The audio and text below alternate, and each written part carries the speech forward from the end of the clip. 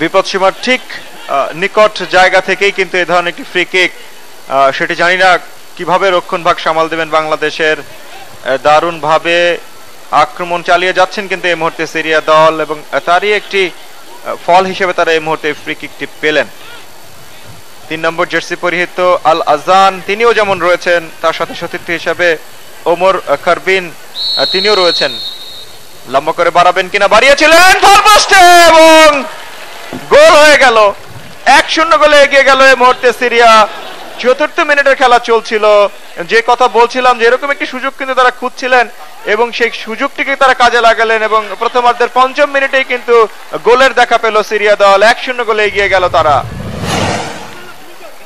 Free kick থেকে সরাসরি দেখুন, এবং গোলরক্ষক ফিস্ট করার চেষ্টা করেছিলেন, তার হাতেও লেগেছিল, তারপরেও কিন্তু এতটা পাওয়ার ছিল মারে, দেখুন ফিস্ট করার পরও মারে এতটা পাওয়ার ছিল যে বল জালে জড়িয়ে যায়। ওমর খারবিন 8 নম্বর জার্সি পরিহিত হেমন্ত ভিনসেন্ট বিশ্বাস। মাঠে ফুটবল খেলা থাকতে হবে, এটি জরুরি, এবং সেটিও কিন্তু চেষ্টা করছেন বাংলাদেশ ফুটবল ফেডারেশনের কর্তা ব্যক্তিরা। কথা যখন বলছিলাম তখন দ্বিতীয় গোলের দেখা কিন্তু পেল ওই সিরিয়া দল। সংঘবদ্ধ একটি আক্রমণ এবং আবারও সেই ফ্রি কিক। এই ফ্রি কিকের কেন সুযোগ আমরা দিচ্ছি, এবং সেই ফ্রি কিককে কাজে লাগিয়ে উপর্যুপুরি দ্বিতীয় গোলের দেখা কিন্তু পেল সিরিয়া দল। 0-2 গোলে পিছিয়ে গেল বাংলাদেশ, 2-0 গোলে এগিয়ে গেল এই মুহূর্তে সিরিয়া দল।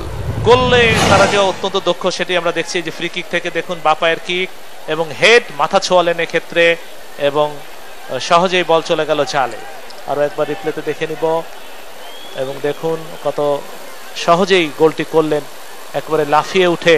এক্ষেত্রে 13 নম্বর জার্সি পরিহিত খেলোয়াড় আমরোজেনিয়াত এখনো বিপদ কাটেনি বাংলাদেশ প্রান্তে। কি করলেন এটি, কেন হাতে লাগালেন? পেনাল্টি হয়ে গেল, কিন্তু কেন এই কাজটি করলেন এই মুহূর্তে? নিঃসন্দেহে শাকুর, নিঃসন্দেহে খুবই হতাশাজনক।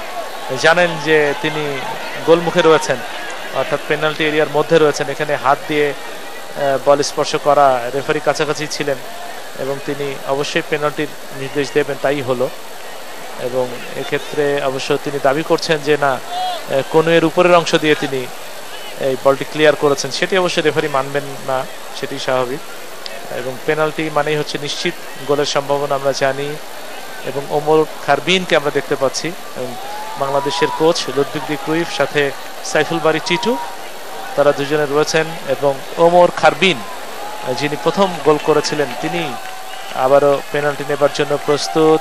গোলরক্ষক রাসেল মাহমুদ লিটন, দেখা যাক তিনি পেনাল্টি থেকে দলকে রক্ষা করতে পারেন কিনা, সেই অপেক্ষায় সবাই। টান উত্তেজনা এই মুহূর্তে। ওমর খারবিন কিক নিলেন এবং খুব ঠান্ডা মাথায় গোল করলেন, খুবই ঠান্ডা মাথায়, একেবারে ধীরে সুস্থে গোলটি করলেন দেখে শুনে। কেন যেন আমরা সেই সুযোগটি করে দিলাম এই মুহূর্তে। ভালোই চলছিল কিন্তু ম্যাচ, অহেতুক কিন্তু আমরা এই গোলের সুযোগটি তৈরি করলাম। রক্ষণ ভাগে এই ধরনের অবিবেচকের মতো হাতে লাগানো বা রক্ষণ কাজ সামাল দিতে গিয়ে এই ধরনের খেলাটি কিন্তু আসলেই বোধগম্য নয়। বাছাই পর্বের বাংলাদেশের নিঃসন্দেহে আরো একটি আক্রমণ সিরিয়া দলের, এবং গোল হয়ে গেল বদলি খেলোয়াড় মাহমুদ আল মাওয়াস, তিনি গোল করলেন। এটি 4 নম্বর গোল। 4-0 গোলে এগিয়ে গেল ওই সিরিয়া দল। দ্বিতীয়ার্ধের 36 মিনিটের সময় মাহমুদ আল মাওয়াস বদলি খেলোয়াড়, তিনি গোলটি করলেন। দারুণ খুশি মাহমুদ আল মাওয়াস, মাত্র কিছুক্ষণ আগেই তিনি মাঠে নেমেছেন বদলি খেলোয়াড় হিসাবে।